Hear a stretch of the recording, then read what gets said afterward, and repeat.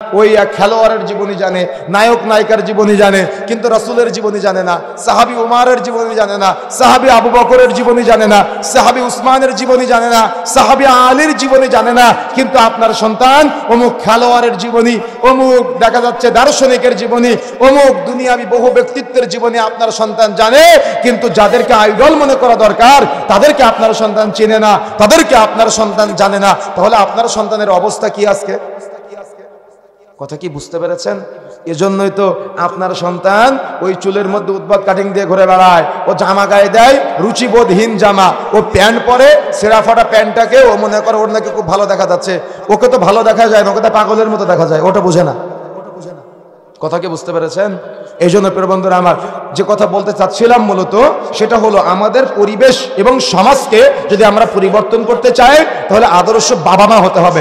বাবা মা যদি আদর্শ না হয়ে আপনি যতই আমাকে বক্তব্য দিতে বলেন না কেন, বিরুল ওয়ালিদাইন, পিতামাতার উপরে সন্তানের দায়িত্ব এবং কর্তব্য কি, জীবনেও আপনার সন্তান আপনাকে দাম দিবে না, বৃদ্ধাশ্রমে রেখে আসবে। কথা ক্লিয়ার?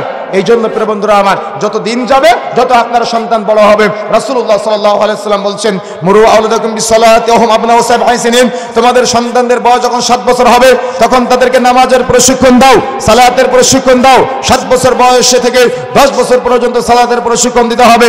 10 বছর বয়সে যদি সালাত আদায় না করে তাহলে প্রয়োজনে প্রহার করো, তাদের বিছানাগুলোকে পৃথক করে দাও। তার মানে সন্তানদেরকে 10 বছর বয়সে সালাত আদায় না করলে পিটিয়ে সালাত আদায় করাতে হবে। কিন্তু দুঃখজনক হলো সত্য যে কোনোদিন আপনি আপনার সন্তানকে সালাতের নসিহা করেন না, মসজিদে নিয়ে যান না, পাশে বসিয়ে নামাজের শিক্ষা দেন না। আগে তো মক্তবগুলা ছিল, অর্থাৎ মক্তবগুলাতে ফজরের পরে আসরের পরে মাইকে ডাকতো ইমাম সাহেব, খতিব সাহেবরা যে মক্তবের ছেলে মেয়েরা মসজিদে আসো। কিন্তু এখন মক্তবে বাচ্চাদের পাওয়া যায় না। সকাল 8টায় একটা প্রাইভেট, 9টায় একটা প্রাইভেট, 10টা থেকে বিকাল 5টা পর্যন্ত স্কুল, আবার মাগরিবের পরে আবার প্রাইভেট, এশার পরে অনলাইন ক্লাস। এভাবে করতে করতে তার দিন শেষ। তার কোরআন শিখার সময় নাই, তার হাদিস শিখার সময় নাই। তো তারা কি করবে? কোরআন হাদিসের জ্ঞান নাই, শরীয়তের জ্ঞান নাই, ইসলামের জ্ঞান নাই। তারা তো আজকে অশ্লীলতা, অপকর্ম, নোংরামি করবেই। এরা যখন বড় বড় জায়গায় চাকরি করে তখন আপনি ভূমি অফিসে যান, আপনি আজকে পাসপোর্ট অফিসে যান, আপনি আজকে পল্লী বিদ্যুতের অফিসে যান, আপনি আজকে বড় বড় কোনো একটা ফাইল পাস করানোর জন্য যান, এক টেবিল থেকে আরেক টেবিলে যাবে, ওখানে ঘুষ না দেওয়া পর্যন্ত এক টেবিল থেকে আরেক টেবিলে ফাইলটা যায় না। কেন? এরা কি মুসলমানের ছেলে না? এরা কি মুসলমানের মেয়ে না? নাকি এরা ইহুদির বাচ্চা? কথা বুঝেন নাই? কথা কি বুঝতে পেরেছেন? বাবা মারা ইহুদির বাচ্চা করে গড়ে তুলতেছে, তাই হয়েছে। কিন্তু এদেরকে আল্লাহ দয়া করেছে, এদেরকে আল্লাহ মায়া করেছে। আল্লাহর দয়াটা বুঝে নাই, আল্লাহর মায়াটা বুঝে নাই। এই জন্য এরা আজকে ওই টেবিলের নিচ দিয়ে ঘুষের লেনদেন করে, এই সুদের নাম মুনাফা দিয়ে গোটা বাংলাদেশের মানুষের সমিতির সাথে জড়িয়ে, আজকে এই সুদের কারবারিতে জড়িয়ে নিজের মায়ের সাথে জেনা করার সমতুল্য পাপে জড়িয়ে ফেলেছে। অথচ মুসলমান সমাজ বোকা, এরা বুঝে নাই। এরা সুদের সাথে জড়িয়ে সারা দিন রাত 24 ঘন্টা নিজের মায়ের সাথে জেনা করার সমতুল্য পাপে জড়িয়ে আছে। নাউযুবিল্লাহ। কি ওই মুরব্বী চাচা ঠিকই বলেছে, 10 তলা বাড়ির পাশ দিয়ে যখন আপনি যান তখন আপনি কি চিন্তা করেন যে আমার একটা 10 তলা লাগবে, তাই না? বগুড়া শহরে 10 তলা বিল্ডিং আছে, আছে কিনা? আছে। আচ্ছা, 10 তলা বিল্ডিং ব্যাংক লোনের বাহিরে আছে, আমাকে দেখাতে পারবেন? দেখাতে পারবেন আমাকে? তো আপনি তো যেখানে ইনকাম করতেছেন মাঠে কর্ম করে কষ্ট করে, এটা তো আপনার হালাল ইনকাম, এটা আপনার হালাল ইনকাম। তো আপনি হালাল ইনকাম বাদ দিয়ে কেন সুদের টাকায় বিশাল বিল্ডিং করে রেখে যেতে চাচ্ছেন? আপনার কবর কি ওই বিল্ডিং এর মধ্যে দেওয়া হবে? দেওয়া হবে? ওখানে দেওয়া লাগবে। মুরব্বী বলতেছে ওখানে দেওয়া লাগবে। ওখানে দেওয়া কি? গত কিছুদিন আগে একজন ব্যক্তি মারা গিয়েছে, তোমার 2 তলা না 3 তলা বাড়ি, তো যে কয়তলা বাড়ি তার থেকে একটা বেশি সন্তান। কথা বুঝতে পেরেছেন? তো মারা যাওয়ার পরে রাত 3টার সময় অনলাইনে ছবি এসেছে, আমরা দেখেছি, উঠানের মাঝখানে লাশ, খাটিয়ার মধ্যে কুকুর পাহারা দিচ্ছে, আর বাড়ির ভিতরে ওই সন্তান যেগুলো আছে কে কয়তলা নেবে এটা নিয়ে মারামারি করতেছে। কার জন্য রেখে যাবেন? ওর চাইতে আপনি মাঠে কাজ করতে যান না ভাই? কথা বুঝেন না? মানে মাঠে কাজ করতে যান কিনা? আপনি কি চান মাঠে কাজ করাটা ইবাদত হোক? চান কিনা? চান কিনা? আমি কি ফজিলত বলে দেবো আপনাকে? আপনি কি আমল করতে চান? আপনি ভ্যান চালান, যারা ভ্যান চালান, ভ্যান চালানোটা ইবাদত হবে। আপনি কি চান? নামাজ পড়েন না? নামাজ পড়াটা ইবাদত। নামাজ পড়াটা কি ইবাদত। আপনি যে মুদিখানার দোকানদারি করেন না, এই মুদিখানার দোকানদারি করাটা ইবাদত হবে। আপনি কি এটা চান? কথা বুঝেন নাই মনে হয়? কথা বুঝেন নাই? আবার বলি, বুঝেন ভালো করে।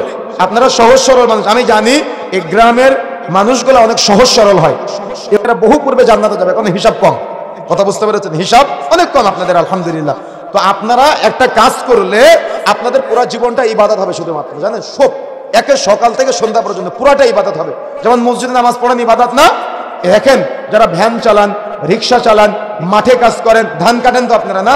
ধান কাটেন, ভুট্টা লাগান, এই যে কাজগুলো করেন না, দেখেন এই পুরা কাজটা, বা মাঝি আছেন অনেকে নৌকা চালান, আপনাদের পাশে তো বিশাল যমুনা নদী, তাই না?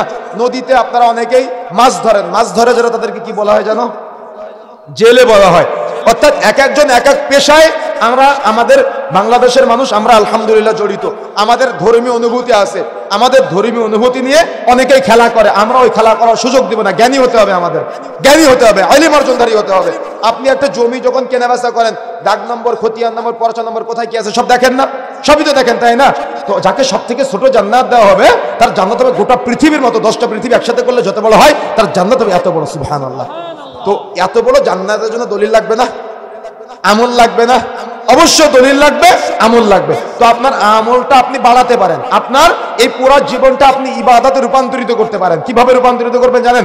সকালে যখন আপনি বাড়ি থেকে বের হন, কাঁধে একটা কুড়াল নিয়ে বা কোদাল নিয়ে বের হন না? বা লাঙ্গল নিয়ে বের হলেন, বা মই নিয়ে বের হলেন, বা কাশি নিয়ে বের হলেন, ধান কাটার জন্য গিয়েছেন, কথা বুঝতে পেরেছেন? বা জাল নিয়ে বের হলেন, মাছ ধরবেন তাই, বা বৈঠা নিয়ে গিয়েছেন, নৌকা চালাবেন তাই। এখন এই যখন বের হবেন আপনি, তখন আপনি চিন্তা করবেন মনে মনে যে আল্লাহ, আমি নিজে হালাল খাবার খেতে চাই, আমি যেন হারাম না খাই। আল্লাহ, আমি আমার মেয়েটা, আমার ছেলেটা, আর আমার স্ত্রী, আমার মা আর আমার বাবা, আল্লাহ আমি তাদেরকে হারাম খাওয়াতে চাই না, আমি তাদের সবাইকে হালাল খাওয়াতে চাই। কি নিয়ত করলেন বলেন তো? আমি তাদেরকে, আল্লাহ আমি নিজেও হারাম খেতে চাই না, আমি আমার ছেলে মেয়ে, আমার স্ত্রী পরিবার, আমার মা বাবা, আমি কাউকে হারাম খাওয়াতে চাই না। আল্লাহ আমি যেন হালাল ইনকাম করতে পারি। আপনি শুধু এতটুকু নিয়ত করে বাড়ি থেকে বের হবেন। আল্লাহ রাসূল বলছেন, আপনি যদি এই নিয়ত করে বাড়ি থেকে বের হন, বাড়ি ফিরে আসার আগ পর্যন্ত যত সময় বাড়ির বাইরে থাকবেন, পুরোটাই ইবাদত হবে। সুবহানাল্লাহ।